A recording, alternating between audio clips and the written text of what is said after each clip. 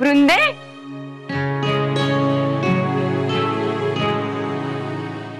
काय गो बरी आहेस मा? हो काकू मी बरी आहे, पण आई बाबा कधी गेले? अगो सकाळच 6:30ची गाडी होती मा. तू काय उशिरा उठलस?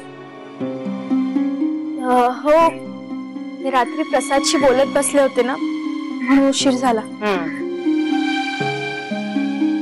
पण मला घरात खूप काम आहेत, मी निघते. अगो काय झाला? अगो तुझा अंग तर फणफणला, बरा नाही आहे तो का? नाही ठीक आहे, ते गरम पाण्याने आंघोळ केली ना म्हणून वाटत असेल. अगो काय म्हणते? नाही काही झालं नाही काकू, मी ठीक आहे. वृंदे,